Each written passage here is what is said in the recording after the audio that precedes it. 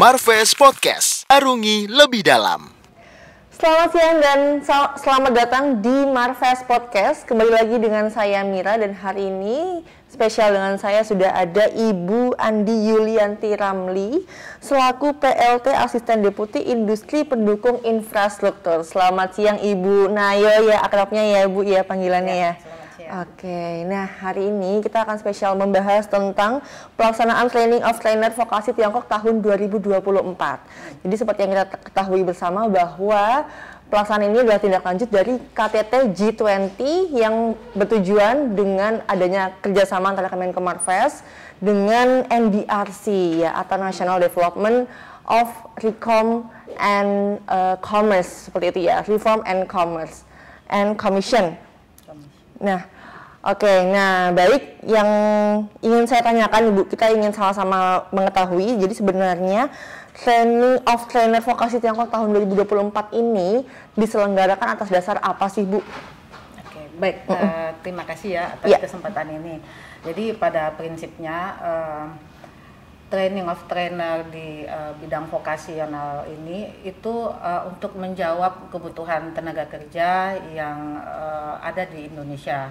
Jadi kita saat ini sudah mulai ada banyak investasi yang masuk, industri-industri khususnya di tahun sebelumnya itu khusus untuk industri smelter atau industri logam yang banyak berkembang di Sulawesi Tengah, di Sulawesi Tenggara, di Maluku Utara, dan juga di Sulawesi Utara. Nah, karena butuh banyak tenaga kerja, sehingga kita antara NDRC Tiongkok itu sama setara dengan Bappenas kalau di Indonesia, dan Kemenko Marves mengadakan suatu MOU untuk pelatihan tersebut. Nah, di tahun 2023 kita sudah laksanakan dengan mengirim sekitar 340-an peserta dari Indonesia untuk belajar mengikuti pelatihan di Tiongkok selama 30 hari, dan insya Allah di tahun 2024 ini kita melanjutkan kerjasama tersebut, dan mudah-mudahan kita punya banyak pendaftar untuk mengikuti pelatihan ini yang sangat bermanfaat. Baik Bu, di tahun 2024 sendiri akan dilaksanakan di bulan apa Bu tepatnya Bu?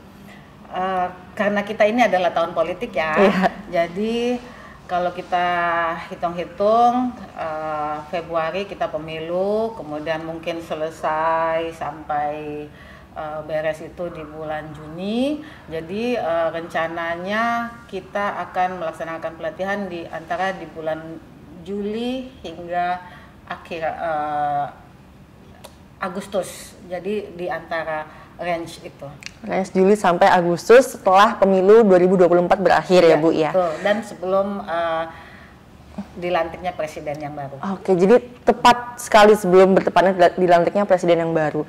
Nah, untuk target pesertanya sendiri Bu, untuk Training of Trainer tahun 2024 Tiongkok ini berapa sih Bu ditargetkannya? Apakah jauh lebih besar daripada yang kemarin atau sama seperti itu Bu? Sebenarnya ada hal yang disayangkan karena MOU ini nanti itu implementasinya adalah cost sharing.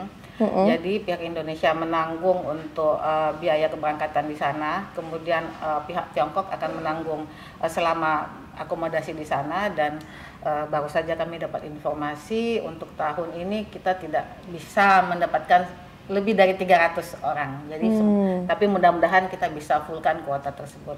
Oke, baik Bu. Jadi harapannya di 300 orang minimal ya Bu ya. Iya. Nah, untuk strategi atau program apa sih yang ingin dikembangkan, atau tadi kan saya juga sempat baca-baca sedikit nih Bu tentang Training of Trainer ini ada perkembangan bidang pertanian, bioteknologi, IoT. Nah, apakah di tahun 2024 ini ada bidang baru yang ingin dikembangkan Bu di Training of Trainer Vokasi Tiongkok tahun 2024? Iya, tentunya karena kita tahu bahwa saat ini kita punya tren adalah untuk renewable energy. Kita sudah mau menuju ke transisi menuju transisi yang lebih hijau. Jadi kita akan punya renewable energy system itu sebagai topik yang baru.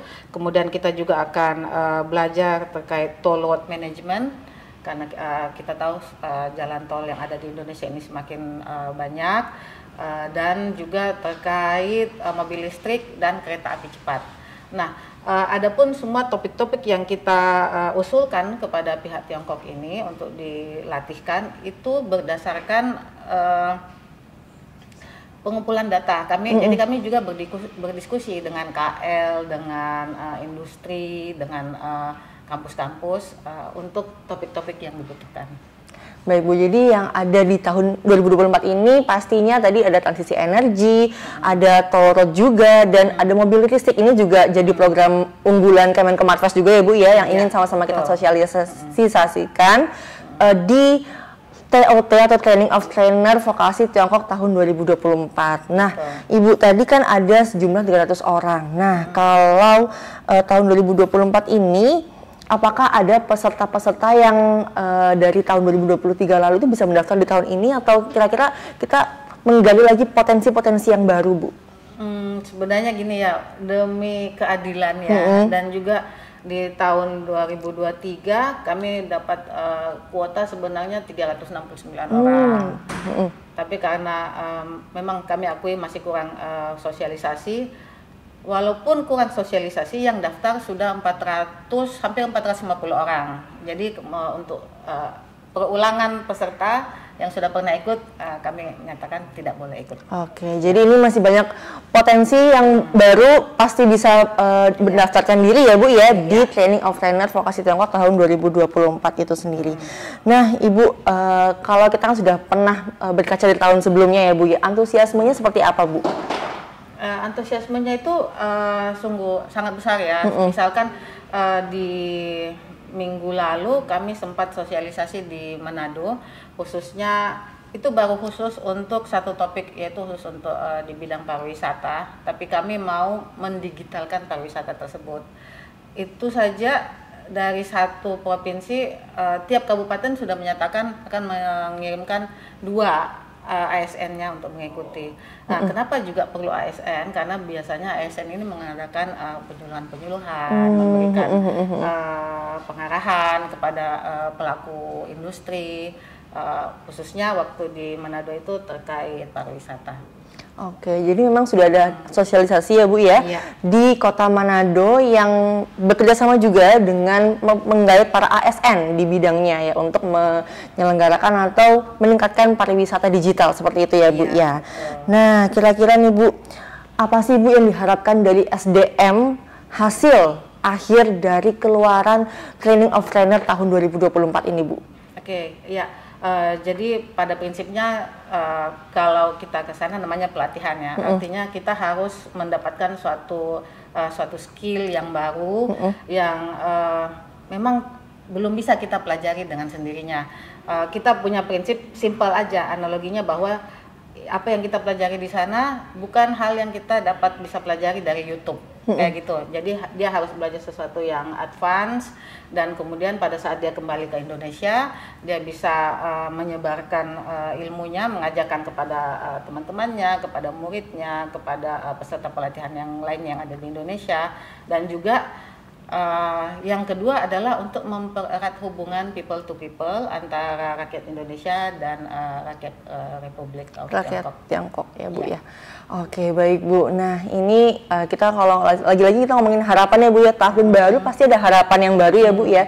Dengan adanya Training of Trainer tahun 2024 ini, kira-kira selain yang tadi Ibu sudah sebutkan, ada lagi nggak sih Bu yang ingin Ibu sampaikan dan Ibu sosialisasikan selaku perwakilan dari Kemenkomarves untuk masyarakat nih yang ingin mendaftarkan diri di Training of Trainer tahun 2024 Bu?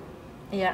Jadi kami tentunya setelah ini mungkin dari sosmednya Marves juga akan membagikan topik-topik apa yang akan dilatihkan di tahun 2024, dan kami sangat berharap banyak yang mendaftar, dan harapannya adalah pendaftaran itu akan ditutup di akhir Maret supaya kami ada waktu untuk persiapan semuanya.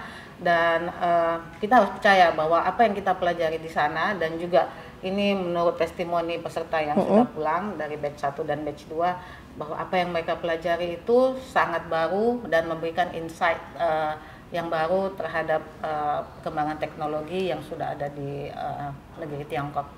Oke, baik, terima kasih Bu. Kalau boleh saya simpulkan sedikit ya Bu ya, jadi harapannya adalah catat ini tanggalnya tim Marves bahwa pendaftaran akan ditutup di akhir Maret tahun 2024 sehingga bisa mempersiapkan diri dengan baik untuk nantinya belajar tentang teknologi dari Tiongkok untuk dibawa pulang ke Indonesia, diaplikasikan dengan Indonesia sebaik-baiknya. Oke, baik. Ya. Terima kasih sekali lagi Ibu untuk waktunya. Kita sama-sama antusias ya menanti perkembangan Training of Trainer Vokasi Tiongkok tahun 2024. Terima kasih Mbak. Sampai jumpa di Marves Podcast selanjutnya.